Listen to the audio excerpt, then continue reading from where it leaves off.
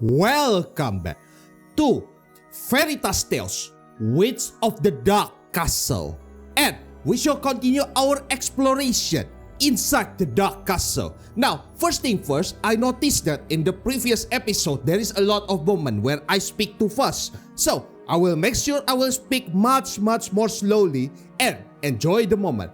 So, right now, we just exit the Dark Castle, a successful first exploration. So, according to Hilrevi's later, what we are gonna do is, let's see. We gotta go to the museum ruin. So, let us immediately go over there, shall we?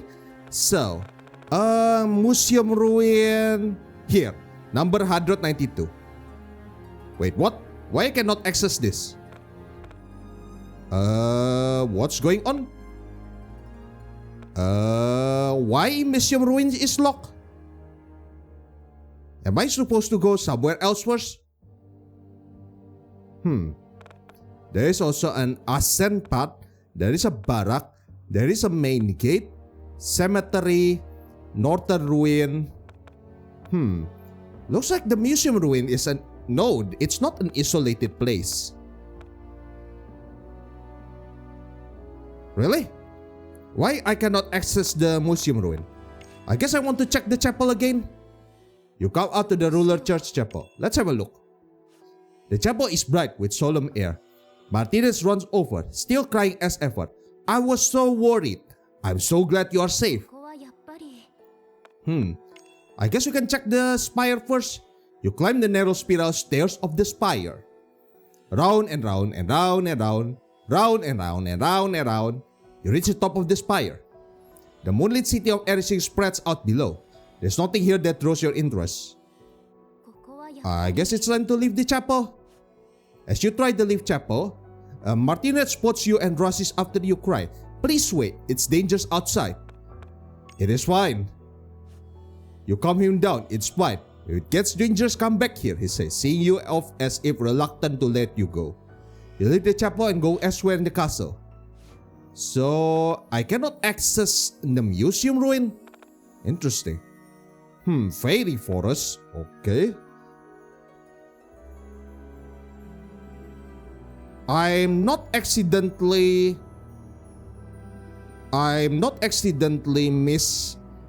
note something right here, according to this. Interesting. So, I guess, where the hell do we go? I guess we go talk to... Welcome, buying anything? So, I found plenty of good interesting item here, so I guess, can you analyze one of them somehow? There is an old sword, a mandrake, a catnip. Okay, it's also time to rearrange our items. So, you go here, swap it here, and also equip this. This is my stuff. Very important item. Swap this with this. Swap this with this. Also, key item, the mirror, the sword, the book, the crystal ball. The ring can go up here. The spell book probably can go here. Sure. And my own spell book can go here. Okay, let's equip my spell books first one now. And then there's a cheese. This is also a key item. Both of them is a key item. This is also a key item. This is something that I'm currently equipping, so put it here. Alright. So, what do you do, my friend? Let's go elsewhere. See you. Okay, so I guess we go to any not on the list that Hilrevi gives me. So, museum ruins, not bird potteries, not barracks, not great moat, not barracks, not cemetery, not watchtower. Alright. I guess we can check the garden. See if we can go to the museum ruin. You come to the garden. A sudden whistling cuts through the air. An arrow slams into the ground at your feet. The arrow buried in the earth bears a golden eagle feather, the same as the arrows that targeted Hilrevi and the others. What? This one? Gold feather ornament? Uses left one. Gold work set with a sapphire and crescent-shaped ember. Once a great golden peacock statue, but it was divided as reward to vassals only a feather remains. Wait, is the guy who are targeting me the vassal of the king of this castle? Interesting. It must be fired from the roof of the nearby flanking tower. A second shot is coming. Roll 1d to see if you dodge it. It's 5. Fuck. Okay. Clean dodge. You squint up at the roof of the flanking tower and ready yourself to dodge again. But no arrow comes. Let's just press on. Let's ignore the guy later. You walk through the garden carefully. As you step into the archrose garden, something is standing ahead. It's a monkey. So let's go. The monkey darts away.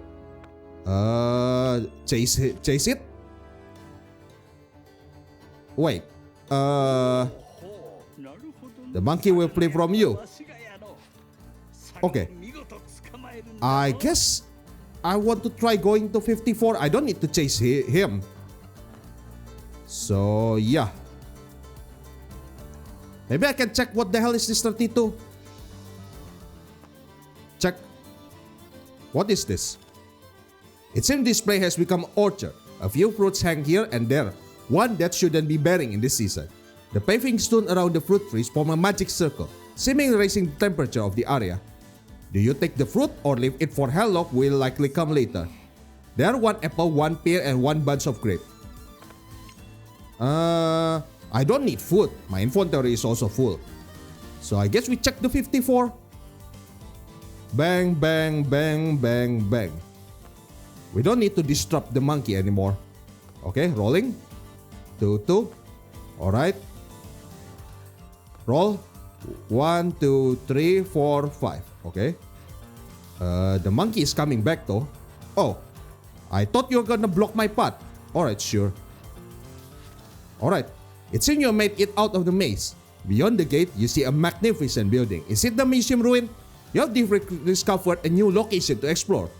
From now on, you can go to this building directly from the castle map. Alright. Okay, let's go somewhere else. So, I guess now we can visit. Yep, we can visit the museum ruin.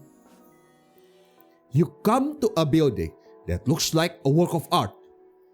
The silence of the night tells this building's strange history. In stark contrast to its splendid design, you see traces of repeated repairs. Part of the building is swallowed by the cliff below, and the structure itself is warped. Cyrus pops up and says, "This used to be an art museum. All kinds of paintings are displayed here, though most are so damaged you can't see them anymore." A single faint light glows in a second floor window. Is someone there? When you peer through a nearby window, it's as dark inside as if it were painted over with ink. You need light to go inside. Well shit, I throw away my torch. I guess time to cast a light spell. Which spell book will you read? I have 18 use of the Ice Grimoire. So, okay, let's see. Arrow shot, freeze. This can cast light and unlock. I guess I can use the Ice Grimoire. I can buy the Ice Grimoire later, right? You open the crooked door and step inside the building. As you drive back the darkness, white space is lit up. The floors has holes here and there, and warped boards creak in with every step. Many paintings hang on the wall, but most are so faded you can't tell what was painted on them. As you wander aimlessly, you find a painting with relatively little damage. It depicts an older man, his expression bright and spirited to anyone who looks upon it. All at once, the name Joseph floats into your mind. Why that name comes to you and whether Joseph is truly a name, you have no idea at all. But now, probably another mystery because at the same time, people in the castle recognize me as the witch Ingeborg. So, weird. But, strangely you feel that he's a king. Oh, it is the king of the castle, right? With that painting at the center, you see an ornate door to your right and stairs to the second floor to your left. You check the ornate door. You examine the ornate door you saw to your right. You try to open the door, but it's locked and won't budge. We can check with the crystal ball. You pin to the crystal ball. Yup, there is the key. Use the key. You use a small amethyst key. With a click, the door opens. When you look inside, several paintings hang in the small dark room with no windows. As you step into the room, a light flashes on all by itself. Though no one is here, you feel a human presence. Unlike the rest, this room has almost no damage at all. The paintings show no scratches or fading. They are so vivid, they look freshly painted. The portraits of three girls hanging on the wall. To your immediate right catch your attention. You think they are royalty. Wait, if one of these is Princess Lackmore, who is the other? So what are these girls? You wonder, who are they? They are you as children. Oh, that is me as children. From the days when you often spend time together. Suddenly, a voice speaks from behind you. Time to fight? You look around, but there is no one in this room but you. As you begin to wonder if you imagine it, the voice speaks again. Ingeborg, you can hear your mother's voice, can you? Now you will understand why you vanish. You dart your eyes around. Ho ho ho! It's only natural to be confused. Over here! When you look toward the voice, you see a portrait of an elderly noblewoman. The speaker is this painting. The woman in the portrait follows you with her eyes. You? Hey, you age gracefully. Old woman? You're beautiful. You think this noblewoman is beautiful? Ho ho ho! I'm so happy to be praised by you. The noblewoman in the painting laughs. She seems able to read your thoughts. The noblewoman's name is Adelaide. She says she was a queen consort from a long ago. Age. She says she left the other world on this Walpurgis night, and she tells you that you are her daughter, Ingeborg. Here's the thing. I'm not certain about Maneri's identity yet. So, do you might confuse me with other person? You ask if she has the wrong person. No, this is no mistake. In time, you will understand as well. I'm truly happy to see you. How I have longed for this day. Adelaide seems to be crying. You must stop Gertrude. Stop your sister's heartless deed. You have an important mission. This time, please let me shoulder that duty as well, she said, and the surface at Adelaide's painting began to glow slowly. Gertrude, Uran's eldest princess about 600 years ago. She went missing back then. Adelaide, Uran's queen about 600 years ago. Mother of three sisters, Gertrude, Ingeborg, and Dite. So, if I am Ingeborg, Gertrude is Ingeborg, who is Dite? Then your body grows warm and toasty. You feel strength welling up from deep within you. Your HP increased by 5, your attack point increased by 1. Cool. The painting's glow gradually fades. Then, with a soft whoosh, it returns to its original state. You can no longer feel Adelaide's presence. You have no business here anymore. Let's check the second floor. You go up to the second floor. There are many paintings on the second floor as well, but the damage is even worse than on the first. If you walk around too much, you might break through the door and fall to the level below. You move along the relatively safe floorboards and find the door that leads to the room that has been on your mind for a while now. Beyond the door is the room where you saw a light glowing in the window when you look at the building from outside. Open it. You open the door and step into the room. This is a very small room with nothing but a built-in bench along the wall. The window is open and the lukewarm winds blow in from pitch black darkness. Check if something off with the room. You feel something off about this room. Tonight is a full moon, yet the view beyond the window, which should be fairly bright, looks pitch black. The light you saw in the window before entering the building is gone as well. Peer out the window or reach toward where the light was. Let's reach toward where the light was. From the window, you reach toward the spot where the light was. It is still pitch black outside and you can see nothing, but your hand touches something, like a bird's feather, smooth, light, and soft. The next instant, something black grabs your hand and detects you with tremendous force. Time to fight. Your body flies through the air and you begin to fall. You see the full moon and the starry sky and a black creature clinging to the building's wall. Splat! Looks like you landed badly. Go to 14. What, really? Oh my god! Perhaps you believe too strongly that it was hopeless. You are dead. An endless point and silence have cut you off from the world. There is nothing here. Time too has lost its meaning, or the eternal nothingness stretches on. So, rewind time. Okay, so, that is totally the wrong choice. So, okay, we are back at this checkpoint. We haven't used the amethyst key here. Alright. Light spell. And then use ice spell book. And then this is Joseph, the older man. Examine the ornate door. Open it with the door. Use a key. Bang. And then we talk with Adelaide. Who are this girl? Okay. And then this is the elderly woman. She is beautiful. And do you have the wrong person? So Ingeborg, Gertrude, and Dite. Okay, so check the second floor. So open the door. Sense if something is off with the room. And it is pitch black. Let's peer out of the window now. You peer out the window. You can see no moon, no stars, nothing outside the window. You can feel the air moving, but it is pitch black darkness. But something feels wrong about that airflow too.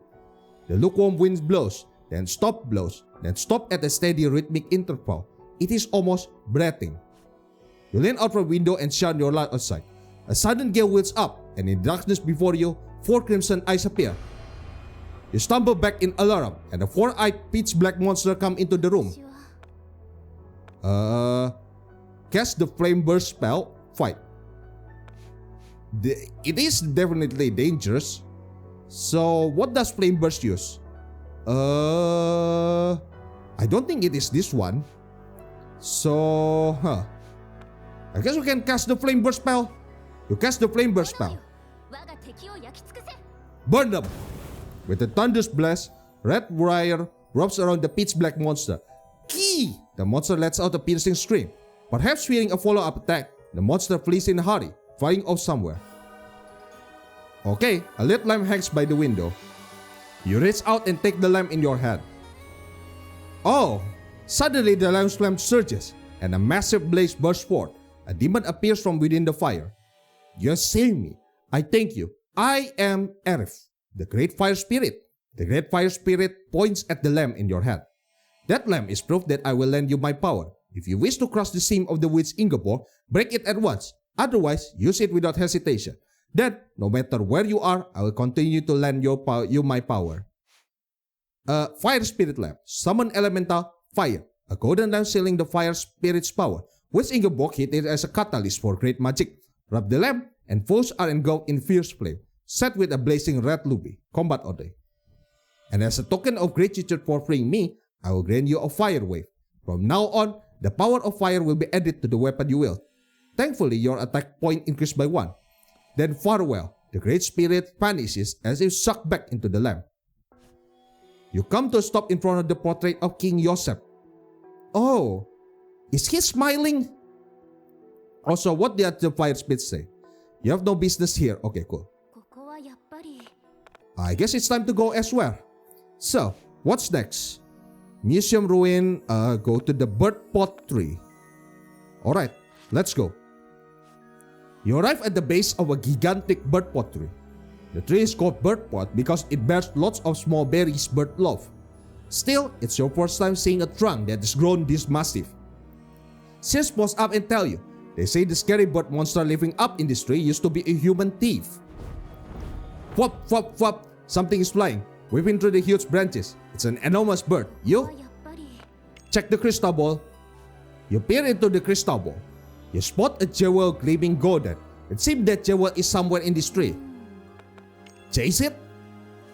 You climb the trunk, trying to chase the enormous bird. Using hollows and knots, the tree ridges and grooves, thick peeling bark, and huge hard mushroom as handholds and foothold. You somehow scramble up and take a breather on the thick branch extending out to the side. Where's that bird flying down? The moment you think that, a sudden gush blasts you. It's an eagle-like monster, bigger than a man, a monster bird, a griffin. Flapping right in front of you, it screeches. Hand it over. Gold, gold. You? Time to speak. Would you negotiate? You try talking to the monster bird, but it doesn't seem to understand you. It's rigid. Hand it over. Goat, goat. Pick something up from your pack. Wait. Goat feather ornament. Goat was set with sapphire and cricket-shaped amber. Once a great golden peacock statue, but it was divided as a reward to vassal. Only feather remains.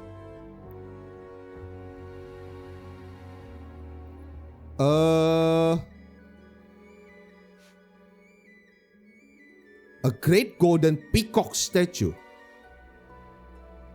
Do I give this? I just hope this giving gifts to them doesn't bite me in the ass.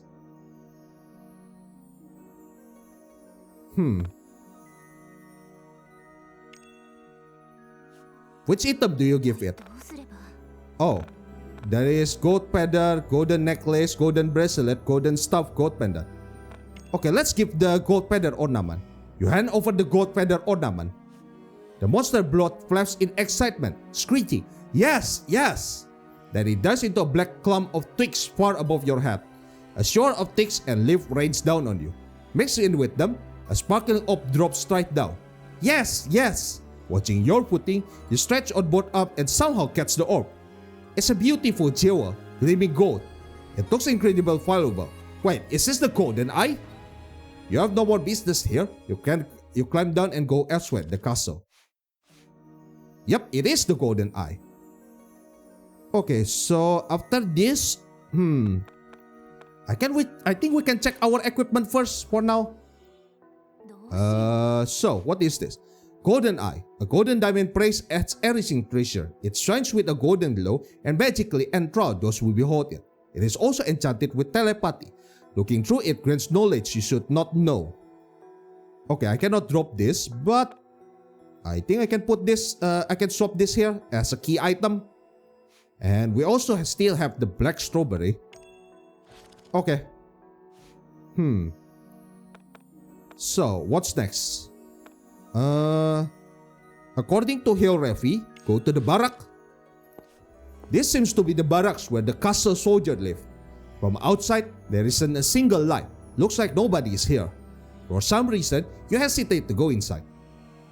A Cirrus pops out. This is hard to say, but in this building, your kind went through something awful. Oh, witch persecution? What do you do, my friend? Peek through the window. As you approach the window, the foul smell makes you choke. An unnatural stench gushes from the cracks. Something is rotting in huge amounts. You peer into the building, but it's too dark to see anything. You need light to go inside. Cast a light spell then. And use the ice spell book. -1 use. You cast a light spell, pinch your nose against the stench and enter the barracks. Near the entrance is a plain hall. The floor is filthy and waste lies everywhere. Is this what causing the smell? There's a door straight ahead, a corridor to the left, and midway you can see stairs leading up to the second floor. Open the door ahead, go down the corridor. I guess let's check the door ahead first. You open the door straight ahead. The dark room doesn't look ransacked, and there's barely any smell. You don't sense anyone hiding either. It's a fairly large room. One big table in the center and several large shelves lining both sides. They hold bundles of paper and wooden boxes. Check the shelf first. You examine the shelves. The bundles of paper on the shelf are probably the soldier's duty roster. The wooden boxes seem to hold daily supplies like candle. There are far too many boxes, you can't check them all. You decide to open just one more box. Roll one die and see what you get. It's 2. Well, I guess that is a crap roll. You find 2 choices. I guess this can be useful. I guess we break the spirit lamp then. Check the table. You examine the table.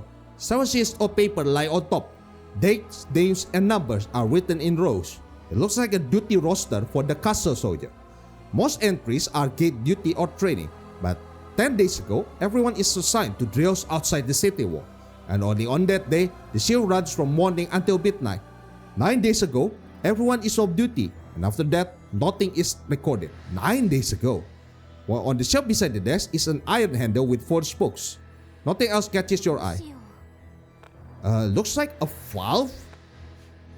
Interesting. Okay, do we throw the torch? No way, right? It might be useful. I'm not throwing my spellbook. I'm not throwing the crystal ball. Absolutely not. Invincibility and sleeping powder is definitely useful. I guess we take the... We drop sleeping powder and take the handle. I hope this doesn't bite me in the ass. You take out the handle, decide to bring it with you. Okay, back to the entrance. Return to the entrance. Check the corridor. You move down the corridor. You see countless footprints, all tracked with filth. And worse, as you go further down the corridor, the grants grow stronger. You start to hear voices too. I guess we check the second floor first. Check the second floor. You go up the second floor. From the stairs up to the second floor, the filth-stained footprints continue all the way. What happened here? The second floor is a long corridor with many doors lined up. Peeking into the room with its door left open, you see 3 sets of bunk beds against the wall. On the opposite wall, you spot a plane built-in desk. Check the room. You step into the room. Dirty sheets have been torn off and spread across the floor, and in the center of every bed, there are traces of filth. From the look of it, the occupant of this room must have died at the same time. Oh. Uneasy, you check several other rooms, but every bed has the same filth mark in the middle. Most likely, everyone stationed in this barracks died in a single night. Poison or magic. Either way, a great many soldiers are dead, and every one of those bodies must have left this room on their own feet. Nothing else seems to catch your interest. You return to the barrack entrance. I want to check the... You open the door, leave the barracks. Outside stands a single soldier in plate armor. You? Wait and see what it does. Wait for it to make the first move.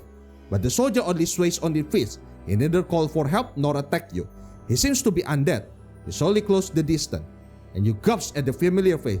Oh shit, is it the Knight Commander? Yup, it is Kirich. He lurched toward you, slack jaw and drooling. There's not a trace left of the brave man he was. Time to fight. His soul isn't here, but he wouldn't want his body turned undead, attacking people. You set his body free. Snowman's voice speaks straight into your head. This one's weak point is the head. Time to fight. Level 12, 15 HP. Alright. So, check equipment. I am already equipped with binary stuff. Alright, just use normal attack. That's a terrible roll. And I get hit. Not much damage though. Rolling. Good roll. Nice. I think I can kill them in 2 hit. Magic missile and head can kill. Yep. Hit them with the head. Well, that is crappy damage. I guess we just attack normally. Good roll. And he's dead. Nice. Alright. You drop the fallen Kirich with his blue cloak, then leave this place and go elsewhere in the castle.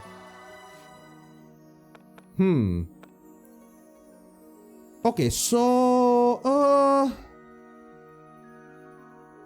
Okay, I keep thinking, what's the reason we have to go back to the barrack again after going to the Great Moat?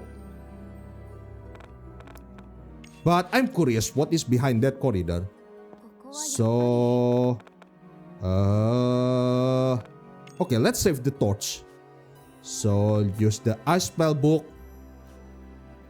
and enter the barrack. So, check the corridor. Okay, let's head toward the voice. The voice seems to come from the room at the end of the corridor. When you reach it, you carefully ease the door open. A dizzying stench of rot bursts out. Peering inside in fear, you see a large room packed with the living dead. What you hear isn't a conversation, it is their groaning.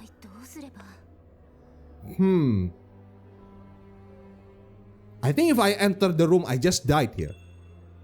I guess we check the Great Moat first. Maybe there's a key to something. Okay, let's have a look at the Great Moat first. You arrive at the Great Moat that encircles the castle wall on the east side. Search pops out and tells you, there's a tale that the Great Earth Spirit is imprisoned in the building halfway out in the Great Moat. I don't know the details myself though. A sudden whistling cut through the air, and an arrow slams into the ground at your feet. The arrow buried in the earth bears a golden eagle feather, the same as the arrows that targeted Hilrevi and the other. Okay, time to dodge. It's 3. Alright, average roll and we dodge cleanly. Nice. You brace yourself, but no arrow counts. It feels like the sniper isn't trying to kill you. They are trying to torment you.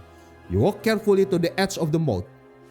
In the center of the great moat is a cylindrical building, like an island floating all by itself.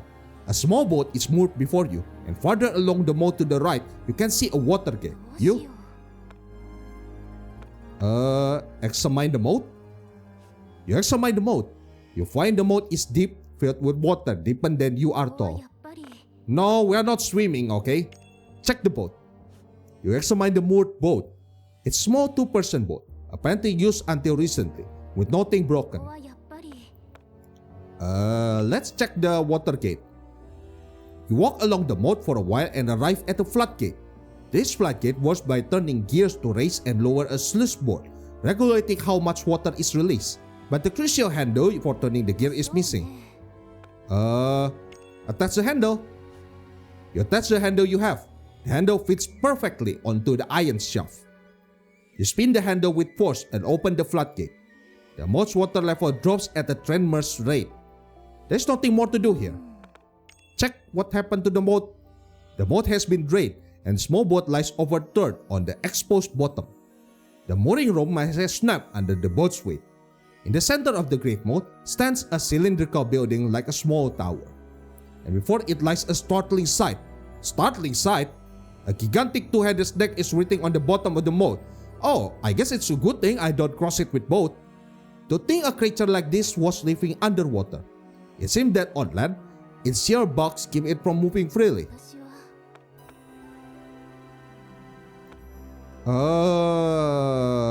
Do I try to approach the snake? Let's go to the cylindrical building. You move closer to the cylindrical building. It seems the building entrance used to be below the waterline. Now that the water is gone, you can enter with ease. You feel your way through the pitch black entrance, gaping like a monster mouth. Partway in, it becomes a staircase. You climb, feeling for each step so you don't stumble. Feeling your way onward, you bump into a wooden door. You search for the handle and gently push the door open. Okay, who are you? A commanding man's voice echoes in the darkness. Close your eye and the world vanishes. Open them and the world is born. A lamp is lit deeper within and the area grows brighter. What shows who you are is only your past deed and memories. The man's voice continues. Do good and you become good. Do evil and you become evil. That is all. This time the lamp on the right is lit. Then, what will you become? Next, the lamp on the left is lit. When you fall asleep tonight and wake tomorrow, first do something enjoyable. The sound echoes and you cannot tell where the speaker is.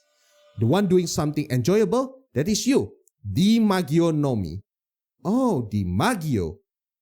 A man slowly descends from above. Good of you to come, young one. I was restoring the mural just now. This place is too dumb for my liking. Hey, inspiring mustache. The pale man lands on the floor with a mischievous look. I am Di Maggio no Mi. I call myself the painting fiend. And yet, my true nature is, as you can see, the great earth spirit. It seems the painting fiend was floating in the air as he painted. This space is cylindrical like the outside, with not a single window. A grand painting, like something from meat, covers the entire wall. I cannot see the mural, but let's not insult people. You praise the mural, the man said. What painted here is how the world and this country came to be. The man asked, if you are interested, I can explain. How about it? Interested. Okay, I am answering I am interested.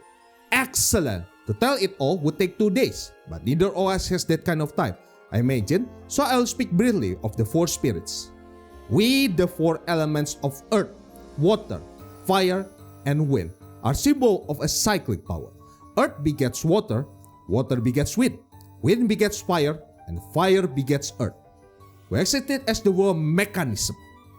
Human thoughts, born of awe for their power, gave personhood to our function. 2,000 years ago, Holger set foot upon this land and forged a pact with us. When in Holger's circle, we can appear like this, how spirit, how better. Though we are bound as well, that is enough for now. Ahem! The painting fiend cleared his throat. I must thank you. I was imprisoned by the witch Ingeborg, but thanks to you undoing the door seal, I am free at last. You have my gratitude. So I intend to reward you, but it must be a reward of worthy what you have. When people take hold of something beyond their station, it only makes them miserable. You're paying for me now. Adjust your reward by the result. It's nothing too hard. Just use the material here to recreate what your right brain has grasped. This paper is the fine stuff from your world, can or whatever it's called. And the paint are liquid. How do you read that? Well, inside, they are quality paints. Before white canvas, you struggle over what you to paint. Paint a portrait, paint a landscape, paint a still life. A portrait. You paint a portrait. Roll one day, see what kind of painting you end up with. Okay, that is a big roll. Your painting is complete. Oh, the earth spirit. What a feat! What talent! What creative power! I have misjudged it. Of course, my very existence is art itself. The fiend praises your painting, gazing up at the heavens. Good! First, as your reward, I will give you this. The fiend hands you the earth spirit jar. This jar proves that I will lend you my power. If you wish to cross the seam of the witch Ingeborg, break it at once. Otherwise, hurry and use it. Then, whenever you may be, I will continue to lend you my power. And I will grant you the earth's pulse. From now on, the power of earth will harden your body. Thankfully, your defense increased by 1. Next, I will give you 10 gold coin. There's more. And next, take this, say the fiend, handing you a protective amulet. I guess we break this. Lastly, I will give you this dragon toy. Okay. I guess I don't need the torch anymore. Get out of here. Think carefully about where you use the dragon toy. Dragon toy, a wooden dragon toy. It once held a golden dragon that rampages in the Horus Mountains of eastern Uran. The dragon has since its form, and now awaits the day it will be freed. Its name is Good Drawer. It was the strongest dragon around here. This toy can awaken it just once. It will strike down any foe in a single blow, so use it only when you think you cannot possibly win. That is all your reward. Ahem! The fiend cleared his throat once.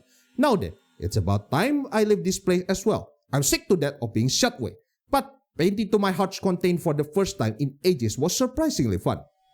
With that, he gives his farewell and the fiend disappears. Now, in an instant, you find yourself before the Great Moat. Since you have erased experience, add 10 to your experience point. Thank you. There's nothing more to do here. Interesting. Okay, and then we go back to the barracks. According to what Hilrevi said, this is the barrack where the castle soldier live. Is there dark inside? Alright, so what do we get? A magic amulet that protects the wearer with a magical barrier. The pendant top is ceramic with its in antioxidant, and its symbol represents harmony and Mother Earth. I guess I can wear this. So, enter with a light spell. Read the ice spell book.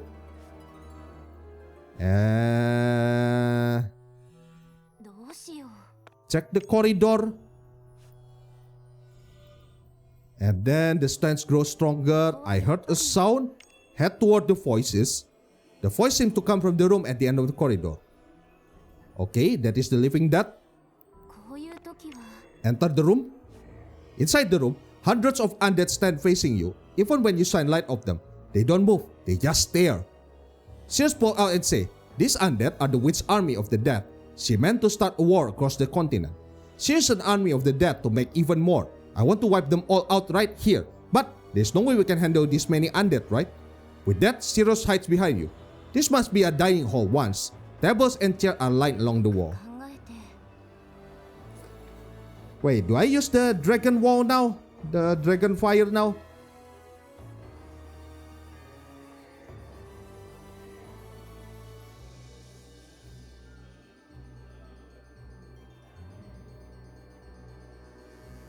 Really? Do I use the dragon toy now? I mean... Okay, let's not use the dragon toy. You attack one of the undead.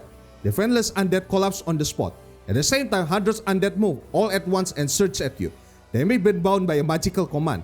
If one undead falls, then all of them move at once. But there's no way to confirm it now. I'm dead. Fuck. Well, perhaps you believe too strongly that it was hopeless. I guess it's time to use the dragon toy. Sure. Rewind time. So we are back at the barrack, right? Enter with a light spell. Use the ice spell book. And then entering the barrack. Open the door ahead. Check the corridor. And head toward the voices.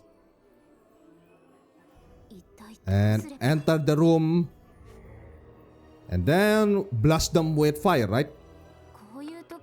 Use the dragon toy. You use the dragon toy. Oh, how did I summon it again? Rub the eyeball and spin the wings. Was that it? So, rub the eyeball and spin the wing. Okay. Oh! A young dragon at the sign of Ox appears. Near its shoulder, you can see traces where wings once there. My name is Gold Thrower. I come by the pack. I will annihilate your foe. Each step makes the ground tremble and split. Feels even heavier than it looks. The dragon breathes a scorching blast. A violent gust of flame blows the massive crowd of undead away in an instant and punches a huge hole through the far wall of the barracks. Even the undeads that avoid a direct hit burn like torches, still standing. It's duty done. The dragon fades away with so whoosh. You better flee before the castle guard alive. You leave the barrack. Okay. Okay, the barrack has been destroyed though.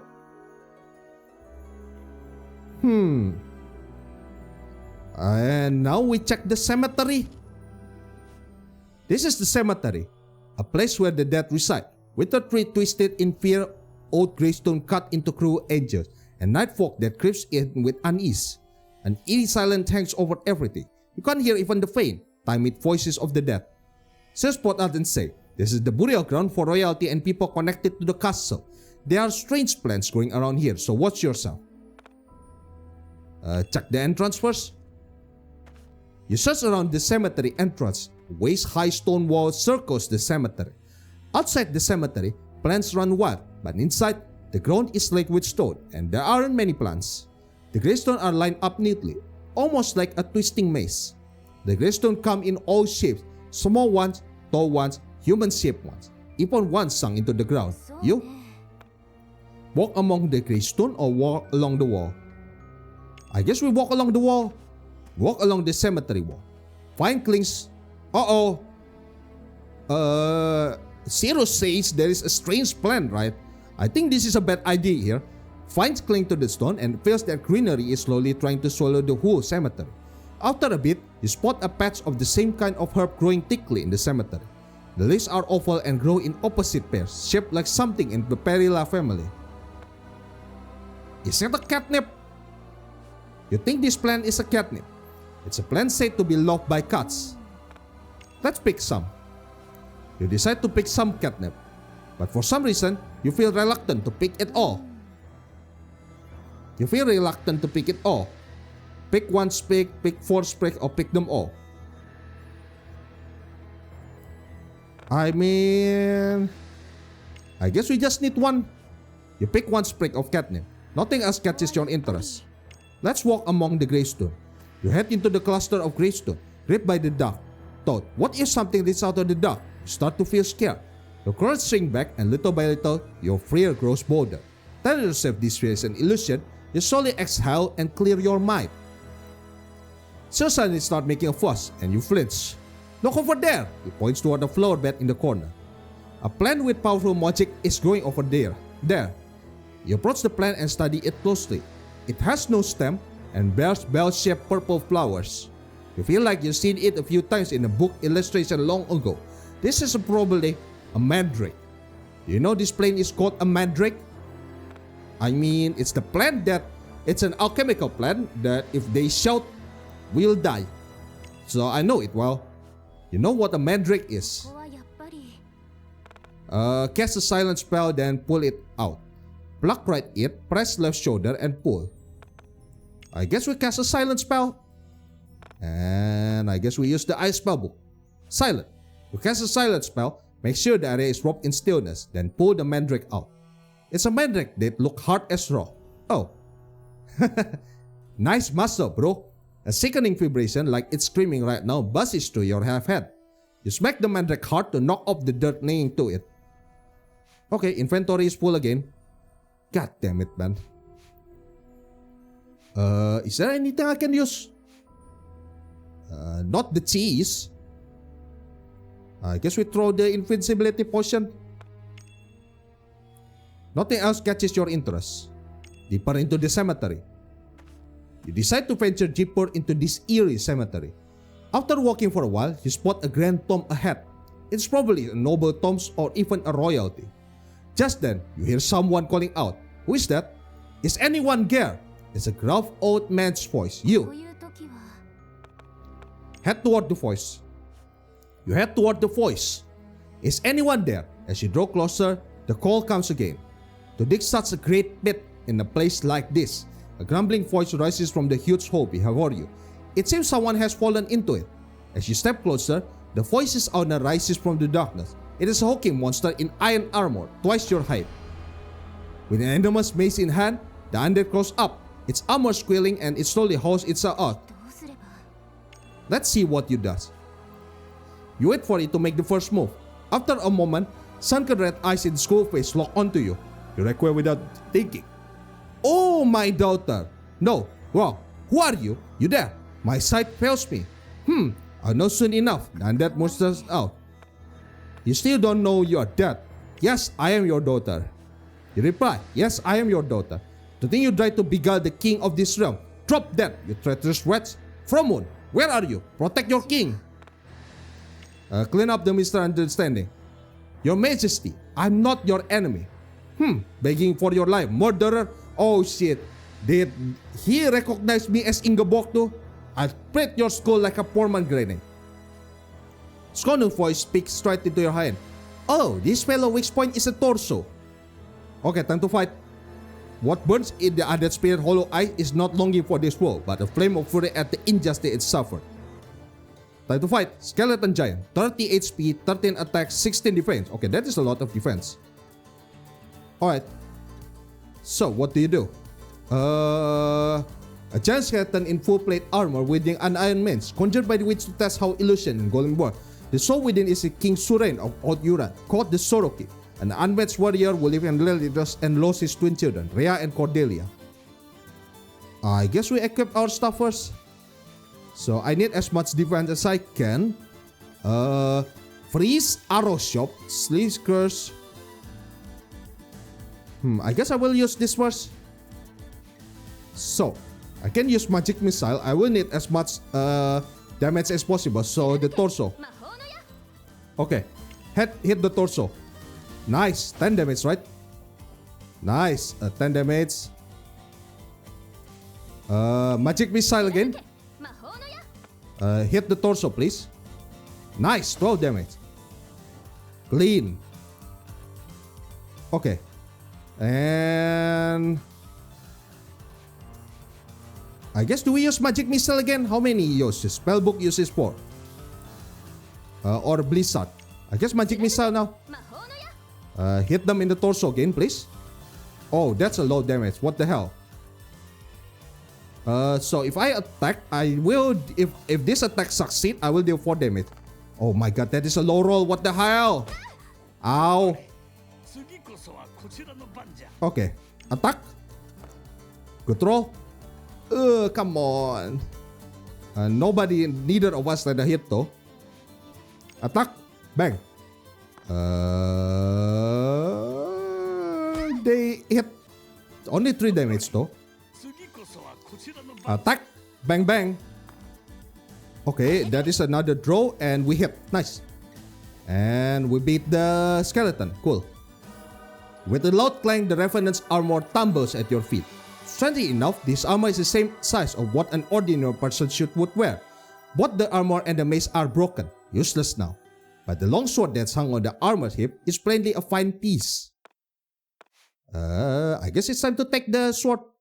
We can eat the cheese and heal. So 1, 2, 3. We still have a breath though. So take the sword.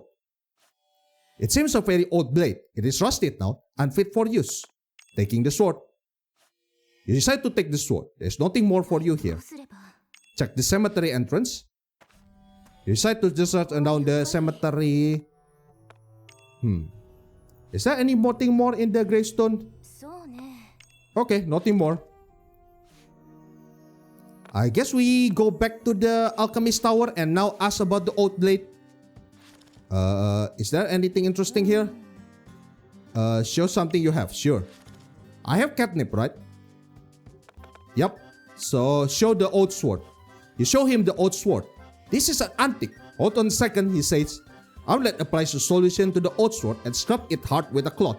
In no time, the blade gleams like it has been fiercely forged. Here, all yours, he says. You thank Amulet. It's like the sword that cleaves by sheer weight rather than sharpness. Treasure sword, Mistote, a broad long sword meant for cutting, thick and dull. It cleaves by weight rather than edge, made of tough sword iron, so heavy that it's useless as a weapon. Alright. And what about the mandrake? Mandrake, please. When you hand over the mandrake, Amulet lifts his chin and rolls his eyes at you. Mandrakes for love potion, right? You're not going to use it for something bad, are you? To help someone? Who? I mean, I only can swear I won't misuse it. I swear I won't use it for anything bad. Seems Amulet. You're supposed to dry it first, but, he says, quickly boiling it down and grinding it, then heating it again to drive out the moisture and straining it now more concentrated mixture. Then strain out the solids bottle in a small vial and hands it to you, insisting, don't use it for anything bad. You got it, boys. So, I have a catnip. So what can you do with the catnip? When you give him the catnip, let's say, got a cat or something? As he packs it into steel, lights a flame and start boiling it. This steel is custom made. It's super fast, he says, and water starts dripping out before he is even done talking. He skims the clear top layer of the liquid that comes out, pours it into a small vial and hands it to you. It's a catnip essential oil, works like a charm. You thank Amulet. So what the hell do I got? A volatile oil packed with highly concentrated catnip extract. It gives off a scent cat's door. Inhale it and most cats fall into blissful intoxication. A magic lost potion made from mandrake. Whoever drinks it falls madly in love. In the person they see. The effect is temporary, like a fever. Okay, cool. So do you have any more magical item that I can buy? There is a tourmaline stuff. There is a blue zircon stuff. Okay. So there's a tourmaline stuff, but we still have a good tourmaline stuff. There's a Galdabrock, lightning, poison mean, invincibility, silence. That's nice. Golden necklace, a beautiful pure gold magic necklace. The wearer is guarded by a magical barrier. On the back, ancient script read, my guardian spirit, please protect me from all danger. Okay.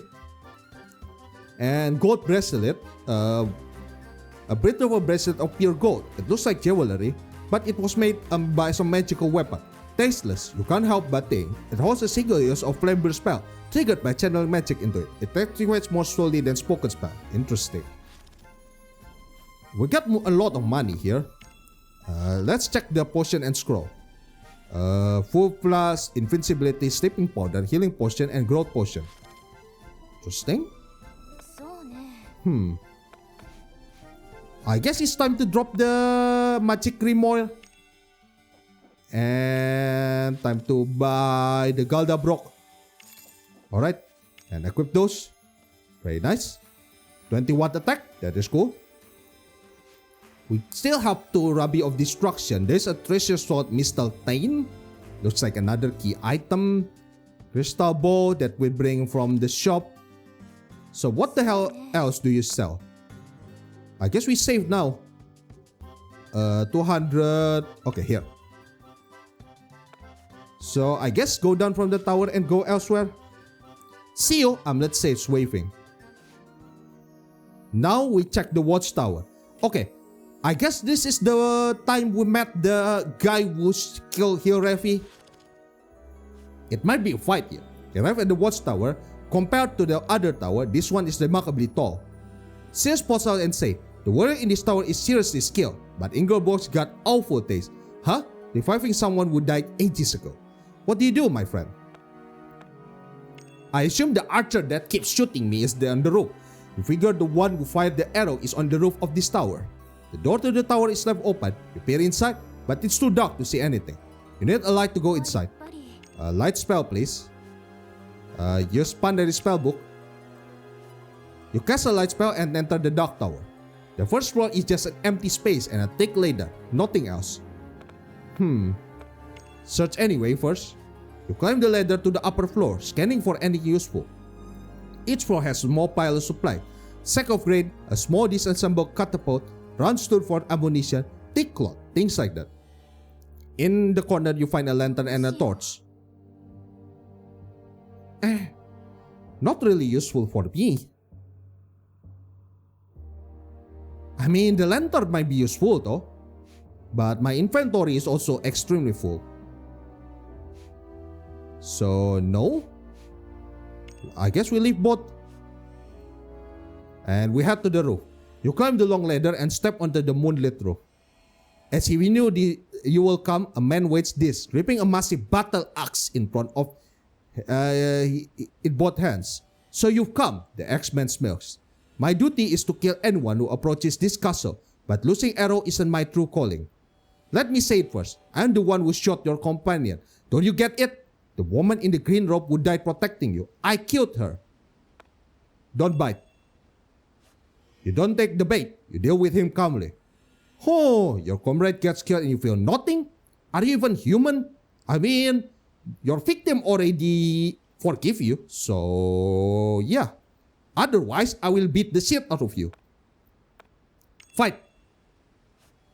Scope no for speed directly into your mind. This fellow's weakness is the arm. Alright, so level 14, 50 HP, 18 attack, 9 defense. Berserker. Okay, time to fight. Fromund, the undead warrior was shot grim and Hilrevi, a master archer who hits even distant targets, and so strong he wields a heavy double-bladed axe one-handed. The witch Ingelborg feeds his dwarf ghost, once a warrior of King Surain, with the bodies of 2 stout Yuran soldiers, then sealed his wounded soul within the to make a flesh skull. Its vital functions are halted and the soldier fall apart with time. Until his last breath, his soldier strong. In the way of ensuring Mr. Ten, the sword he won from Surain will evolve in history. Wait, what? I have the sword. I guess we negotiate. Your time to negotiate. You try to reason with the axeman. Fighting is pointless. Fine, he says, and meekly set down his battle axe. But the next instant, he whips out a Kaiden dagger and takes your... Fuck you, man. Really? Really? Really? I tried to negotiate and you lopped my head off. Fuck you, man. But the magical sword is mentioned, though. I guess, cast a light spell. Use the Pandari spell book. And then, can I even equip this? No, I cannot. Head straight to the roof. And we fight. Yep. And still come, don't bite. And it's time to fight. Sure. And the weakness is the arm. Okay. So, there's a lightning bolt. Choose hit part. Deal 2 dice damage. Spade bolt use -8. Sure. And you're weak in the arm, right? Thunder. A critical hit. 10 damage. Okay. Time to attack with the stuff. Okay, that is a low roll. What the hell? Ow. Not much damage though. I am very well equipped. Invincible. Nah, I don't think I will use invincible. Come on, stop rolling. Are you serious? Okay, time to attack. Attack. 8 damage. Oh, come on. One more. Attack again. Okay, they outrolled me. That's not good. 8 damage. So, time to fight. Attack. 11 damage. Alright. I hit. That's cool. Only 12 damage. That's cool. Attack. Fuck off, man. Come on. I don't think I will heal myself. I lose too many. Yep, unlucky. And I'm dead. Go to 14. Oh my god. Okay, so let's rewind time a little. And now try to reason with him. So, according to the description, I have the fairy sword, Mistletoe. So... Assume the archer is on the roof. Enter with a light spell. Pandari spellbook. So, can I even equip this? No, I cannot. Okay. Use Pandari spellbook for the light source. And then... let's fight immediately. So, you have come. My duty... Still come. Don't bite. And... fight. Let's go. Your weakness is the torso, so let's go. Okay, so... Until he starts battle, he saw the strong. His way of answering Mistletoe, the sword he won from Surite, would live in his story. This one. Treasure sword Mistletoe. We have it. So, I guess we use that. Lightning time. Hit the arm. That is your weakness. Oh, come on. That sucks, man. I guess we normal attack you. Good roll. Nice. And... I guess we attack again. That's not the best roll. Lightning bolt, please. Hit the arm. Okay, that's a good roll. 18 damage. Very nice. And then I guess now we can work ourselves out to kill them with normally. Alright, nice low roll. And attack. Bang. Kill him. Yep, they're dead. Nice. Alright. The X-Man draws his weapon and falls to his knee. Remember this. My name is Fromun. A swordman was held the stronger. He served King Suren 3 generations ago. Every time you remember the woman in the green robe who took your place, you remember my name, Fromun, and feel an anger with nowhere to go, just like I once did. The man calling himself Fromun rapidly decays into a pile of grey sand. The wind blows, carrying the grain away. There's nothing else to do here. You move to another part of the castle. I guess that's it. That is the end of Hilrevi's guidance. And she cannot see beyond here anymore. So there is still plenty of stuff, right, to explore outside. There's the Dark Castle, Garden. We have visited the Chapel. There's the Jousting Ground. Alchemist Tower, it's a safe place. The Well. Fairy Forest. Watchtower. Great Moat. Museum Ruins. Bird Potteries. There's also a Northern Ruin. Cemetery. Main Gate. Barracks. Ascent Path.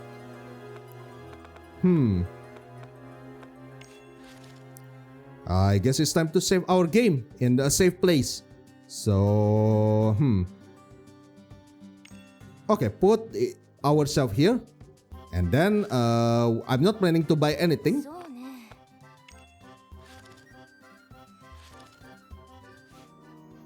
And that's it. I think let's cut the recording short.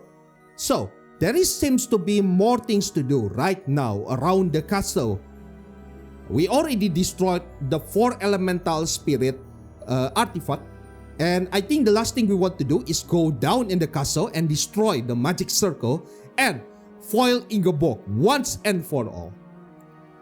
Maybe, but I might as well do some side quests around the castle first. Level up ourselves and see what more story will I see. So, thank you guys for watching. Don't forget to like, subscribe, comment. Tell me what you think about this game. And I shall see you guys in the next video. Peace.